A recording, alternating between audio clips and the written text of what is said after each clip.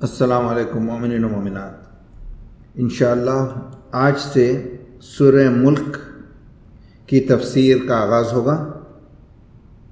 سورہ ملک یہ سورہ مکہ میں نازل ہوا اور اس کی 30 آیات ہیں۔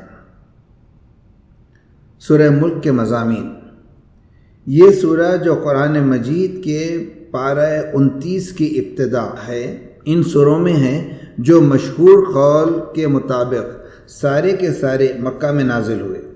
جیسا کہ اس پارے کی زیادہ تر صورتیں مکی ہی ہیں، بلکہ بعض مفسرین کے قول کے مطابق تو اس پارے کی تمام صورتیں مکی ہیں، گزشتہ پارے کی صورتوں کے برعکس کہ جو مدنی تھیں۔ لیکن جیسا کہ ہم بیان کریں گے کہ سورہ دہر یا سورہ انسان اس قاعدے سے مستثنیٰ ہیں اور وہ مدینے میں نازل ہوئی ہے۔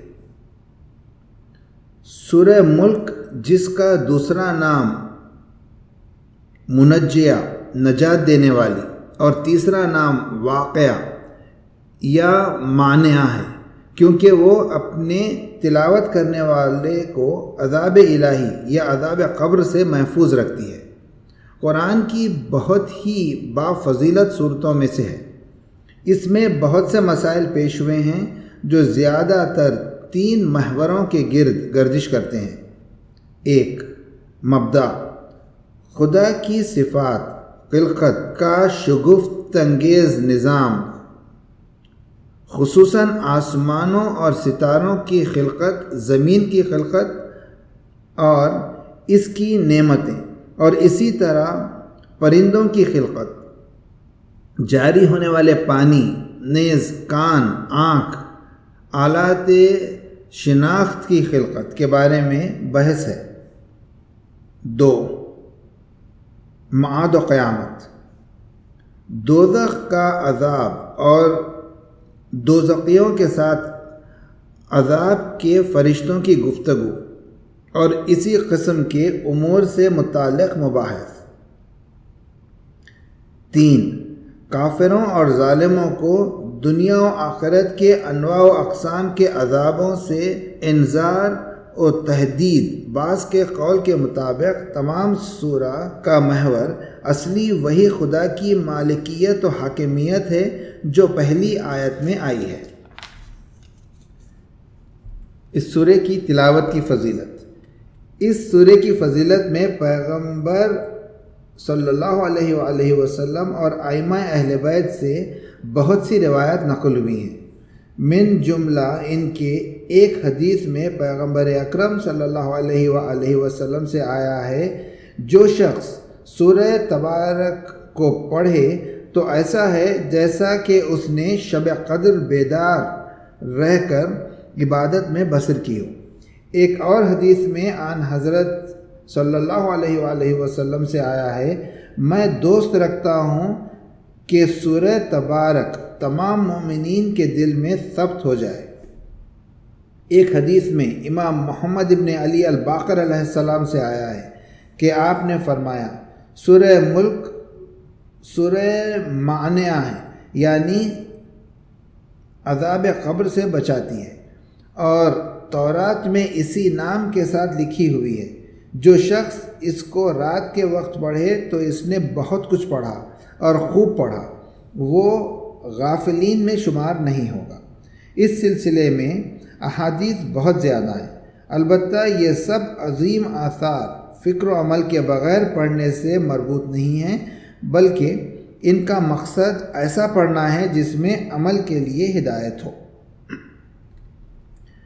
سورہ ملک کی 2 آیتوں کی تلاوت، ترجمہ اور پھر تفسیر۔ یہ تفسیر نمونہ سے لی جا رہی ہے۔ اعوذ باللہ من الشیطان الرجیم، بسم اللہ الرحمن الرحیم۔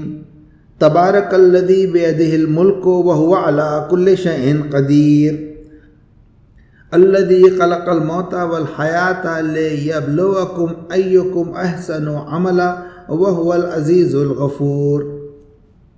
ترجمہ: تبارک الذی بیدہ الملک وہو علی کل شیء قدیر، خدائے رحمان و رحیم کے نام سے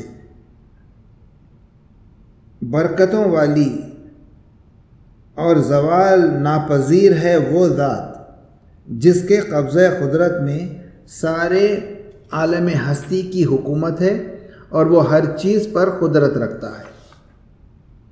الذی خلق الموت والحیات لیبلوکم ایکم احسن عملا وہو العزیز الغفور۔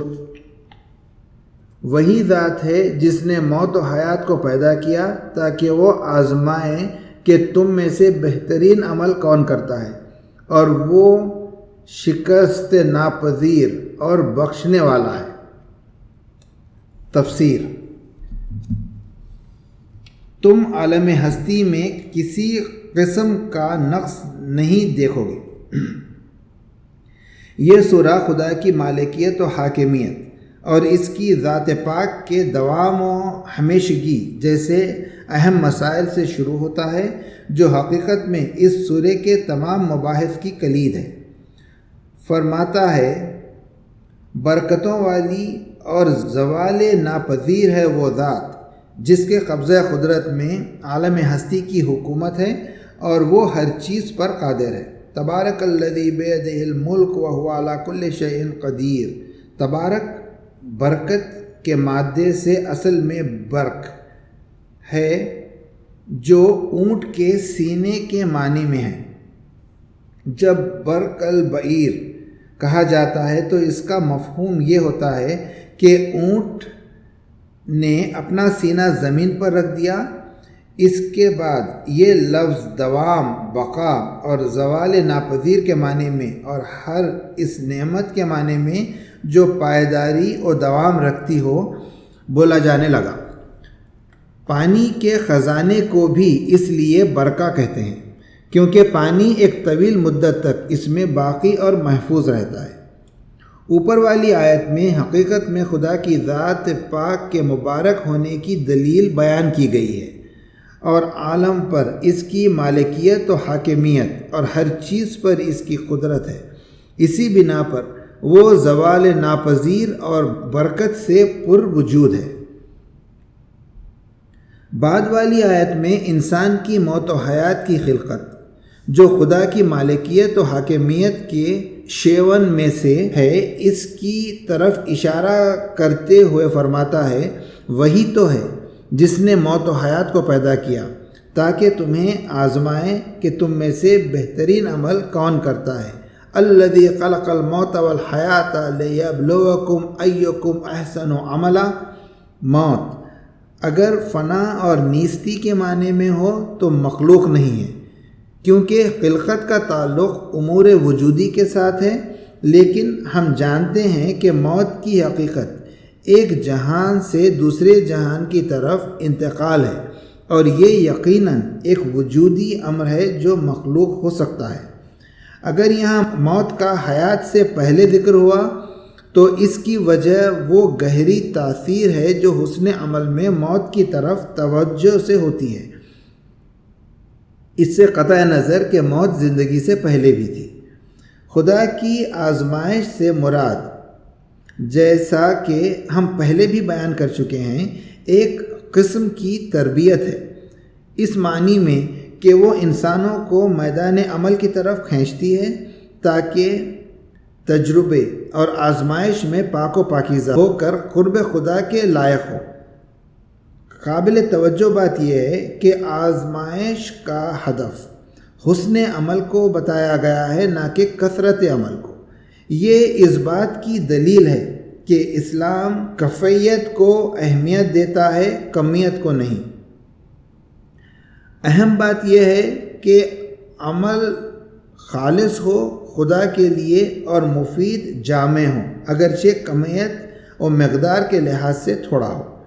اس لیے اس بارے میں کہ احسن عملہ سے کیا مراد ہے، بعض اسلامی روایات میں پیغمبر گرامی صلی اللہ علیہ وآلہ وسلم سے نقل ہوا ہے کہ آپ نے فرمایا، اس سے مراد یہ ہے کہ تم میں سے کسی کی عقل و خرد کامل اور خدا ترسی زیادہ ہے، اور خدا کے اوامر و نواہی سے کون زیادہ آگاہی رکھتا ہے، چاہے تمہارے مستحبی اعمال کم ہی ہوں۔